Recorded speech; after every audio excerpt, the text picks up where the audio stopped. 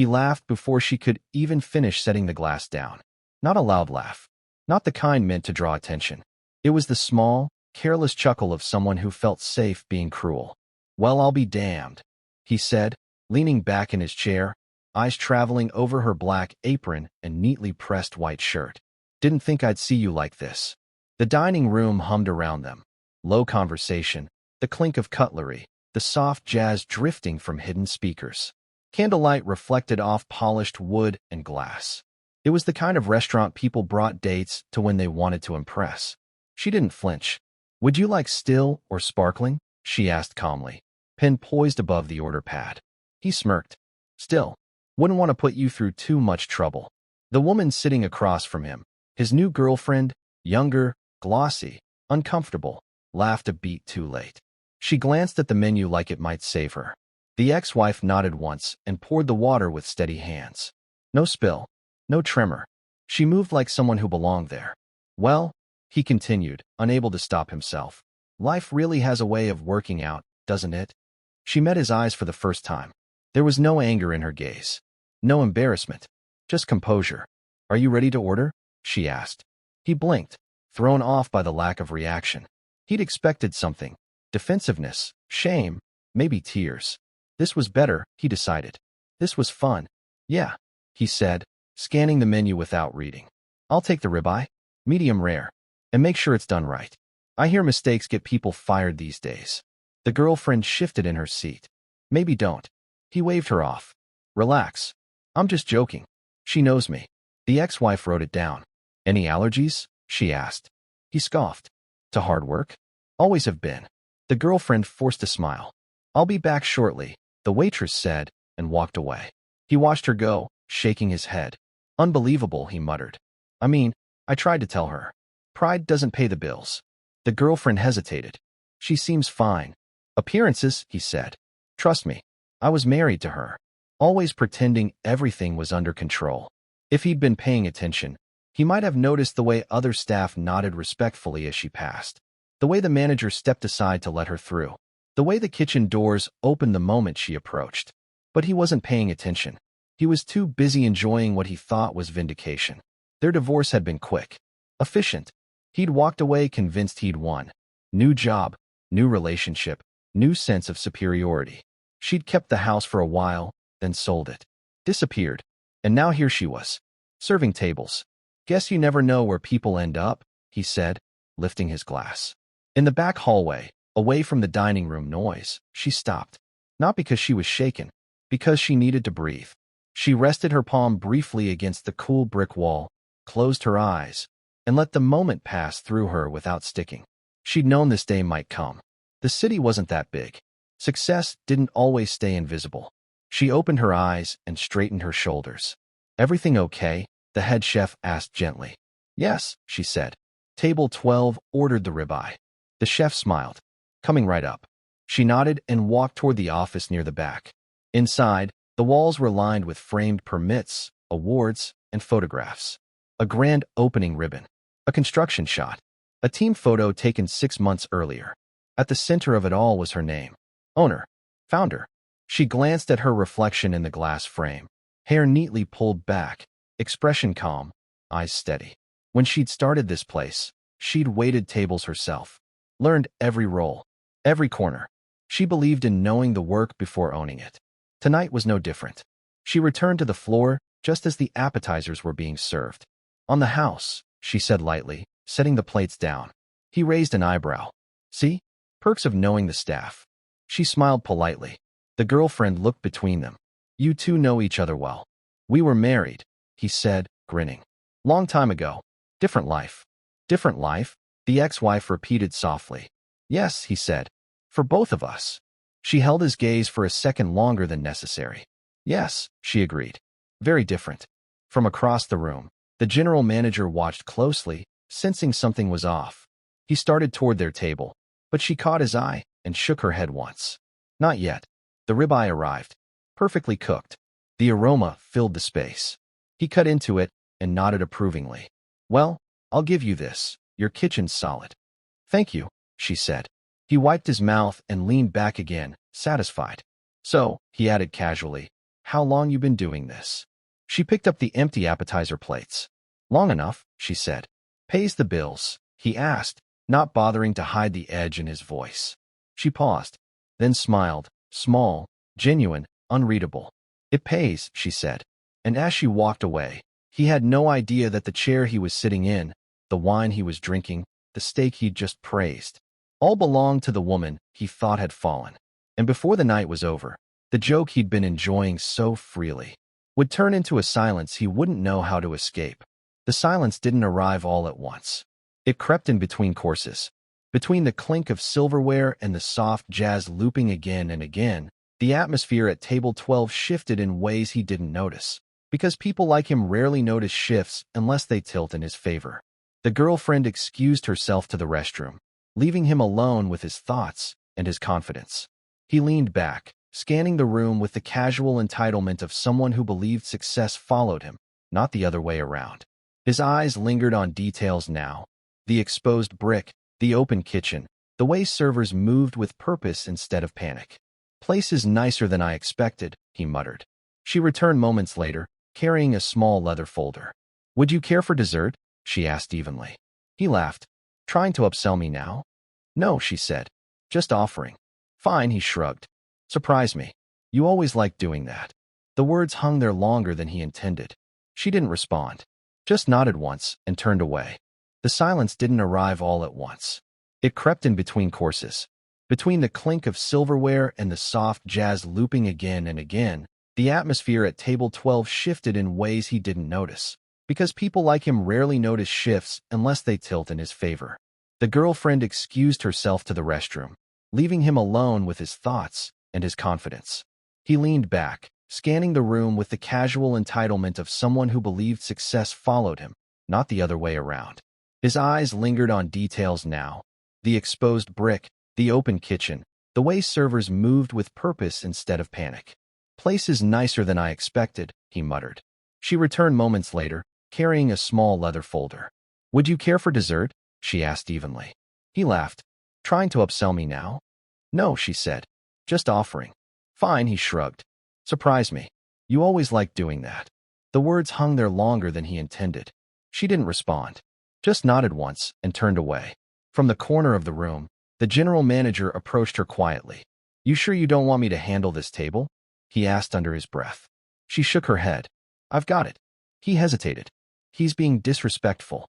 She met his eyes. I know. And then, softer, let him finish. Dessert arrived plated like art. Chocolate, gold flakes, careful precision. The girlfriend smiled despite herself. Oh wow, she said. This is beautiful. Yeah, he said. Guess they're trying harder than I thought. She set the plates down gently. Everything okay so far? She asked. He smirked. I'll let you know. She looked at him steadily. Please do. Something in her tone made him pause, but his pride pushed past it. You know, he said, waving his fork lightly. I used to tell her she should aim lower. Less dreaming, more reality. The girlfriend frowned. That's kind of harsh. He laughed. I was being practical. Some people just aren't built for big things. The room seemed to grow quieter around them, though nothing had changed. Conversations continued. Glasses clinked. But nearby tables had begun to notice the dynamic. The way the server didn't shrink, didn't defer, didn't rush. She stood straight, calm, grounded. He wiped his mouth and leaned forward. So really, he said, lowering his voice, how's life been since the divorce? She met his eyes again. Better, she said simply.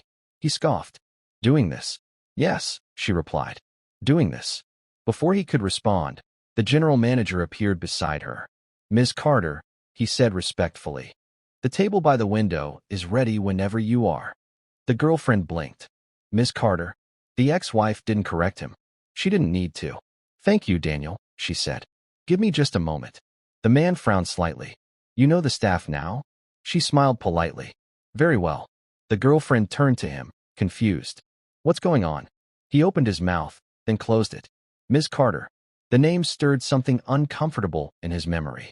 A name he'd seen on the website when he booked the reservation. Something he hadn't bothered to read past the glowing reviews. She reached into the leather folder and placed the bill on the table. Dinner's on the house, she said calmly. He laughed again, but this time it sounded thin. I knew it. Perks. She didn't smile. The next part isn't, she said. The girlfriend stiffened.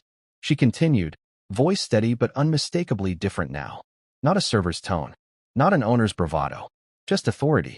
This restaurant belongs to me, she said. Every table. Every chair. Including the one you're sitting in. The words landed like a dropped plate. He stared at her, then at the bill, then back at her face, searching for a punchline that didn't exist. That's not funny, he said.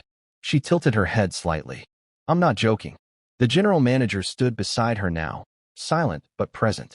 Other staff paused nearby, sensing the shift. The girlfriend's face drained of color. You own this place? Yes, she replied. She looked back at him. I always did like building things, she said quietly. You just never stayed long enough to see them finished. The room didn't erupt. It didn't gasp. It simply watched. And for the first time that evening, he didn't laugh. He didn't speak at all. Because the power he thought he'd lost years ago had been sitting across from him the entire night. And now, it was finally done being patient. The silence pressed in on him like a weight. Not dramatic. Not explosive. Just heavy enough that he couldn't pretend anymore. He shifted in his chair, suddenly aware of how many eyes had drifted their way. Not staring, not gawking, but noticing. The kind of attention you feel when a room senses a story turning. You're serious, he said finally. Yes, she replied. The girlfriend swallowed hard. Why didn't you say anything? The ex-wife looked at her gently. You didn't ask. He let out a sharp laugh, more reflex than humor. This is some kind of setup. She shook her head. No. You made a reservation. You came in. You spoke the way you always spoke. I just didn't interrupt. The general manager stepped closer, placing a hand lightly on the back of an empty chair, grounding the moment. If there's a problem, he said calmly, we can relocate you to another table. No, she said. They're finished. The word wasn't cruel. It was final. He bristled. You can't just. I can, she said. And I am. She leaned slightly forward, lowering her voice, not to threaten, but to ensure clarity. You mocked someone you thought had fallen. You spoke down to staff. You made my guests uncomfortable. She paused. That's enough. The girlfriend stood quickly, flustered. I didn't know. I'm sorry. I really am. She nodded at her. I believe you. She didn't look at him. He pushed his chair back roughly. So what? Now you're kicking me out to make a point. No, she said. I already made it. She slid a card across the table. Not a bill. A business card. Matte black. Minimal. Her name. Founder and owner. This place exists because I stopped explaining myself to people who enjoyed misunderstanding me, she said evenly. Tonight was educational. His jaw tightened. You think you're better than me now.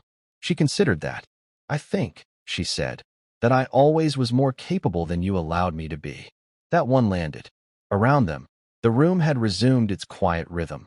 Servers moving again, music continuing, life refusing to pause for his embarrassment. The general manager gestured politely toward the exit. This way, he said.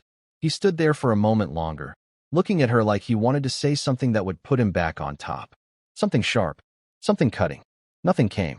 Because the difference between them was no longer theoretical. It was built into the walls. He turned and walked out, shoulders stiff, pride bruised beyond repair. The girlfriend followed a step behind, glancing back once with an expression that wasn't pity, but recognition. When the door closed behind them, the restaurant didn't cheer. No one clapped. The moment passed the way real victories do, quietly, without witnesses demanding satisfaction. She exhaled slowly. You okay? The general manager asked. Yes, she said. Thank you for stepping in. You didn't need me, he replied. She smiled faintly. I know. She returned to the service station, removed the apron, and folded it neatly. Another server stepped in to cover the section without a word. As she walked toward the office, her phone buzzed. A message from an unknown number. I didn't know. You didn't have to humiliate me. She stared at the screen for a long moment, then typed back a single sentence. I didn't humiliate you. I just stopped shrinking. She turned the phone off. In the office, she poured herself a glass of water and sat down, letting the adrenaline fade.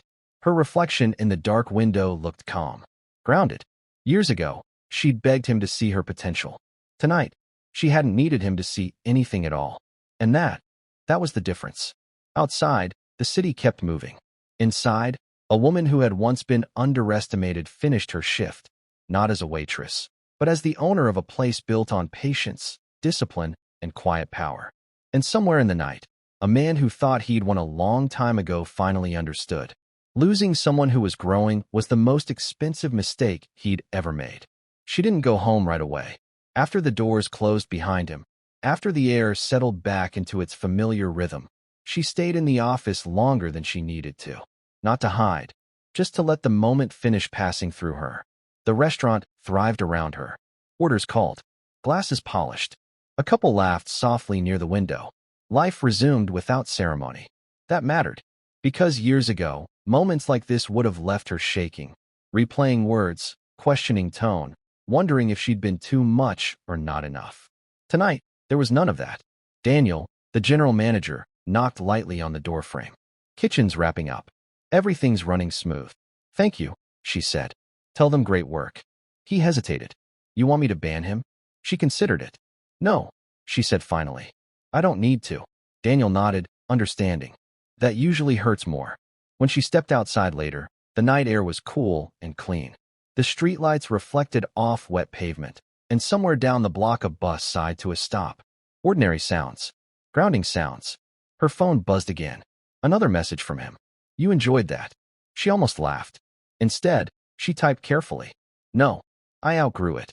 She slid the phone into her pocket and walked toward her car. As she drove home, memories surfaced, not sharply, not painfully, just facts. The way he used to interrupt her mid-sentence. The way he'd joke about her little ideas. The way success always belonged to him in theory, even when she was doing the work. She'd once thought love meant patience. Now she knew it also meant boundaries. At home, she kicked off her shoes and poured a glass of wine she didn't finish. She sat on the couch and stared at the wall for a long moment, feeling something unexpected settle in her chest. Closure. Not the kind delivered with apologies or admissions, but the kind that arrives when you no longer need anything from the past to validate the present. The next morning, the restaurant buzzed with quiet excitement. A glowing review appeared online overnight. No names mentioned, just praise for the atmosphere, the service, the feeling of being taken care of. She smiled at that. Midday, her phone rang. Her sister. So, her sister said without preamble, do I get the story now, or do I hear it from someone else first? She laughed softly. He came in last night. Oh, her sister replied. Oh no. Yes, she said. Oh no. Her sister whistled. You okay? Better than okay, she said honestly. I didn't shrink. There was a pause. I'm proud of you. She closed her eyes briefly. Me too. That afternoon, a young server approached her hesitantly. Can I ask you something? The girl said. Of course. How do you stay so calm when people are like that?